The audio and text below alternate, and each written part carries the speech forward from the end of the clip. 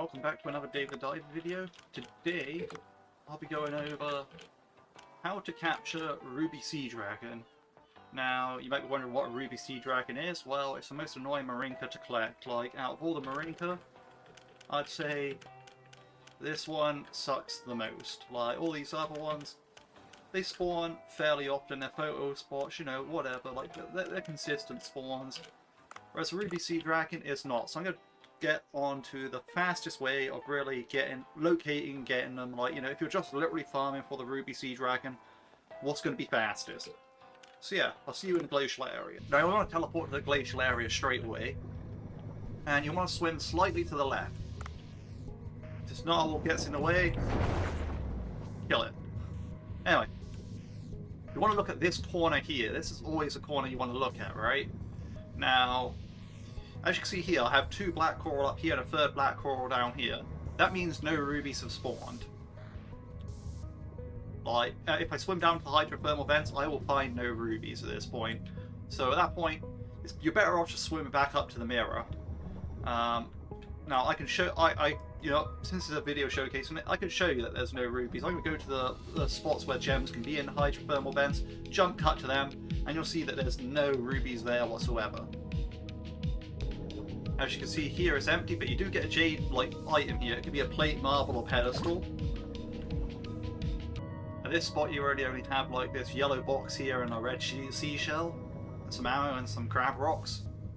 I vaguely remember rubies spawning over here maybe, but there's only a weapon crate here. I'm not sure if they actually do spawn over here.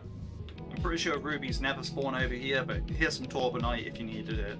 Now that was a no ruby layout. Let's see if we got a different layout this time. So as always, swim to the left here, see what's what. This time we got one black coral up here. Like, as you can see, before we had 3, now it's 1. So that means there are rubies on the map. And you only get 1 ruby geode like area per dive, so you only have to look for the one place. I'll jump cut to that place. Right, so here we are on the left side. This is where the rubies spawn if you have 1 black coral up in the upper, like, in the upper area to the left. So we'll mine it. Didn't get anything this time in the video, but that's okay. I'm not expecting to. I mean, I hope to get to see one to prove that, yeah, they do exist, but again, it's not exactly like it's something that is a frequent occurrence. Like, if you're thinking that they're rare and, like, you know, you aren't finding them, don't worry, you're not alone. Loads of people feel like that. Like, they are way too rare.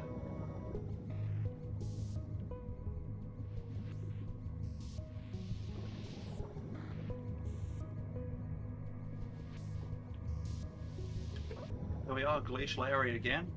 You can probably actually tell from the stuff that's in the top mirror room, like whether there's an oxygen capsule, a gun crate, a cooking pot, but I don't really know. Anyway, as you can see here, now we've got no black coral, a starfish, an ice rock, and a gun chest here, so that's a different layout. Let's see what that, like, takes us to. Right, so with the starfish, ice rock, and gun chest, the ruby spawns over here.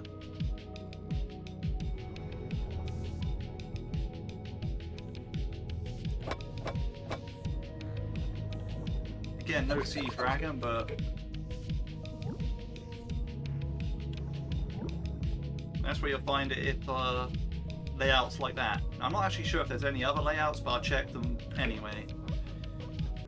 It's the same layout as we just had, but I mean, I'll go down each time to show that A, it's consistent, and B, I can actually see if I can actually show a Ruby Seadragon being captured.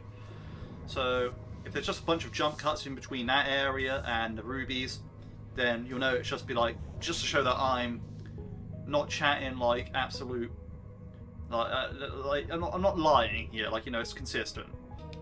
Yep, the rubies are still here on that sort of layout.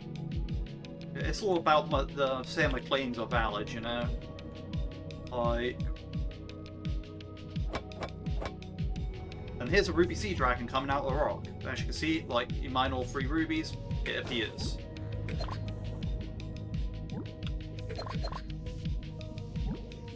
Like, this is quite a rare occurrence, but yes. The process is supposed to be sped up by just the fact that if you look at the top left where I'm saying these items are, you look at them, you can tell the layout, and you can tell where you have to swim, whether you have to swim down here or through the little area to the left there, or if you're just it's just worth turning around and going to the mirror again. And here we can just compare the stats of some of the Ruby Seadragons. Here they have like a high max speed and nitro speed. I should see like that's their main stats. Their obstacle stats are pretty bad, but overall their stats are going to be like sort of like very high up in the speed, nitro speed area. The acceleration isn't bad, like you can see them compared to like these weedy Seadragons. Like they're about the same in that sense. Like you compare them to like a leafy Seadragon as well, where they don't have as much nitro speed, they have normal speed and acceleration. Like yeah, if you're wondering, I am completely stacked with Seadragons on this save file. Like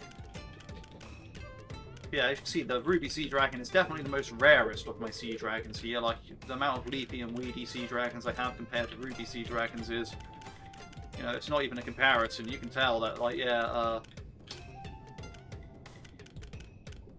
these things are definitely very rare. And, you know, I only have like 5 of them in here. I think that is literally the only 5 I've ever found. So, as you can see, their stats if they're in seahorse races, they're pretty good in the flat race. The obstacle race, probably not as much. You probably want like the weedy Seadragons for obstacle races, but yeah, I showed like what I think are the 3 layouts. I'm not sure if there's more layouts. I've shown where the rubies are. I've shown that Ruby Seadragons do come from rubies. So the rest of the video is just going to be smash cut of me swimming over this area, checking what it is, and smash cut into like the rubies, or in this case the portal. So without further ado, that's that.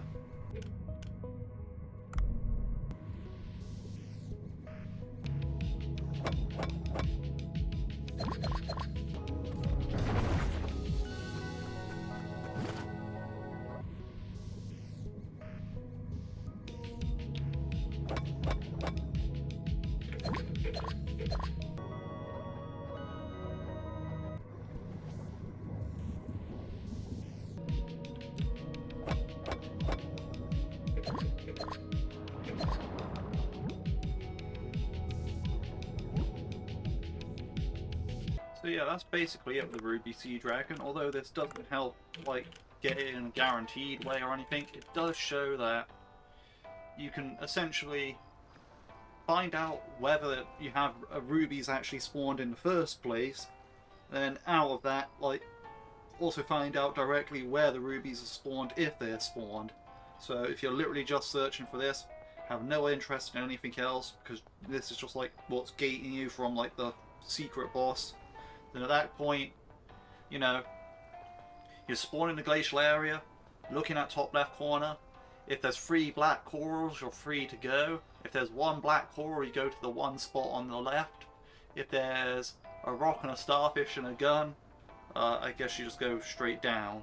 I don't really have a good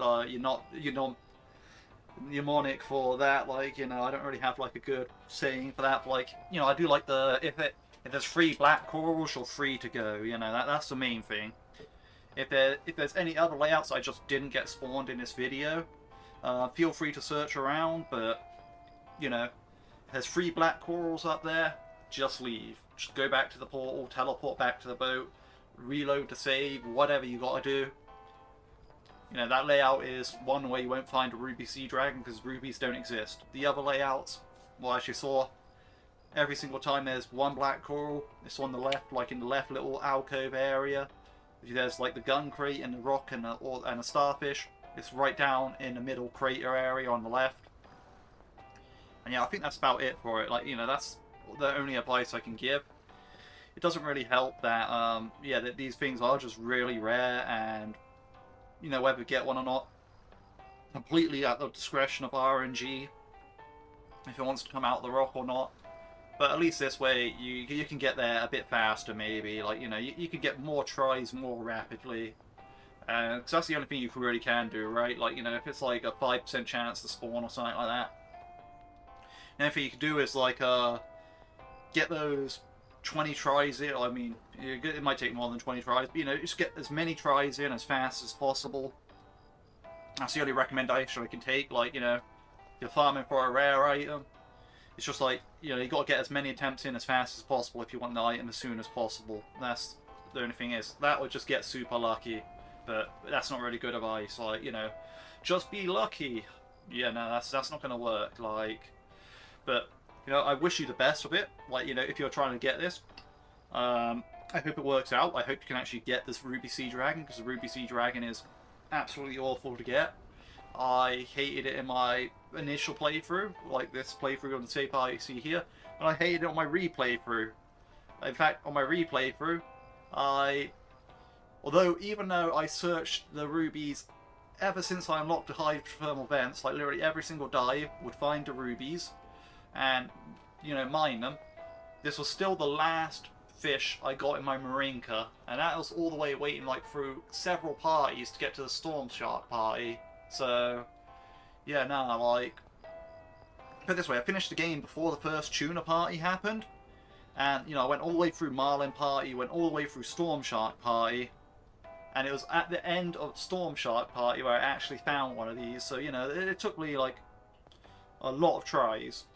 I also got really unlucky and got the free black coral layout a lot of times. But it did lead me to be inspired to make this guide, because I was noticing that, yeah, like the glacial area layout and the hydrothermal vents layout, they are connected. Although there's like a clear line where there's nothing spawned, like say for example you can swim from the left wall to the right wall, the layout doesn't change like between them. Like it's all just one loaded layout. Like, you know, the depths has two layouts. The glacial area, it looks like to me like it only really has one layout, but it just spawns like 3 different item sets. So yeah, like the further down you go, the less layouts there seems to be, which is kind of odd, but you know. Anyway, that's about it for this guide. Like, I wish you the best for getting the Ruby Seadragon. I really do. It's quite the slog to get it. I wish it was more common, but it isn't. So all I can say is just, yeah, best of luck with it. I hope you can get as many attempts in as possible. I hope this guide helps out in getting those attempts in. And with that, all I can say is, hope you enjoyed watching, and I hope you all have a good day.